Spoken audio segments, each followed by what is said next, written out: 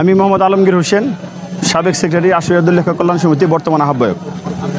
আপনারা ইতিপূর্বে জেনেছেন, জানেন, বিগত 17 জুন থেকে আমাদের আশুলিয়া সাব রেজিস্ট্রার অফিসের দুর্নীতিবাজ ঘুষখোর সাব রেজিস্ট্রার খায়রুল বাশার ভূঁইয়া পাবেলের অপসারণের দাবিতে আলামিন ট্রাভেলস অ্যান্ড ট্যুরস নিয়ে এলো আরামদায়ক ভ্রমণ। এবার বেলকুচি থেকে সিলেটের বিভিন্ন পর্যটন কেন্দ্রে ঘুরে আসুন আমাদের সাথে রিল্যাক্সে। এক দফা কর্মবিরতি পালন করছি আমরা আশুলিয়া লেখক কল্যাণ সমিতি। তারই ধারাবাহিকতায় আমরা বিগত 23শে জুন সরকার উচ্চ মহলে এই সংশ্লিষ্ট মন্ত্রণালয়ে আইন উপদেষ্টা মহোদয়, আইজিআর মহোদয়, ডিআর মহোদয়ের বরাবরে আমরা স্মারকলিপি পেশ করেছি। স্থানীয় যে ইউনো মহোদয় এবং সার্কেল এসপি মহোদয়ের কাছে আমরা স্মারকলিপি পেশ করেছি, কিন্তু এখন পর্যন্ত আমরা এর কোনো সুরাহা পাই নাই। আপনারা জানেন 7 জুলাই গত মাসেও আমরা আপনাদের মাধ্যমে একটা মানববন্ধনের আয়োজন করেছি।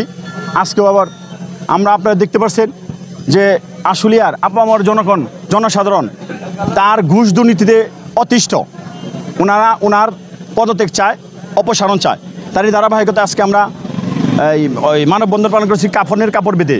আমাদের একটাই দাবি, এই ঘুষখোর দুর্নীতিবাজ সাব রেজিস্ট্রার পাবেল যতক্ষণ না পর্যন্ত এখান থেকে অপসারিত না হবে ততক্ষণ পর্যন্ত আমরা আমাদের আন্দোলন চালিয়ে যাব, কর্মসূচি চালিয়ে যাব।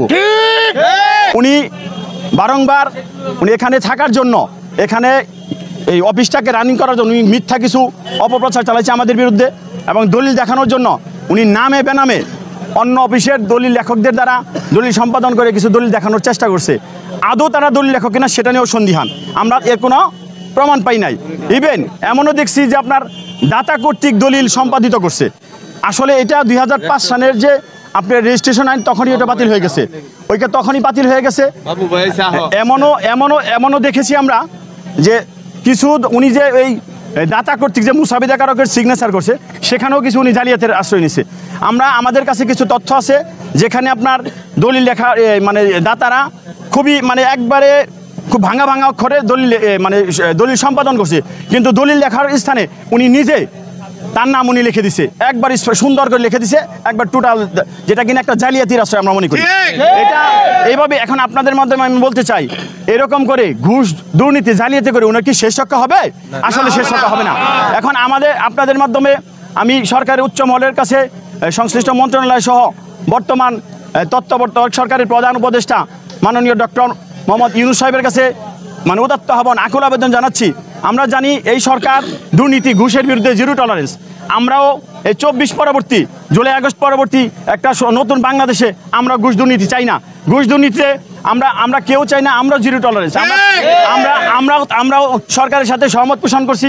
আমাদের একটাই দাবি, যত দ্রুত সম্ভব এই দুর্নীতিবাজ ঘুষখোর সাব রেজিস্ট্রারকে অপসারণ করে নিয়ে আমাদের আশুলিয়ার যে সাব রেজিস্ট্রার অফিসে যে পুরনো যে রূপে সেবা ফিরিয়ে আনুক। আমি আশুলিয়া সাব রেজিস্ট্রার অফিস দলিল লেখক কল্যাণ সমিতির সাবেক সহসভাপতি মোহাম্মদ মোতালেব হোসেন।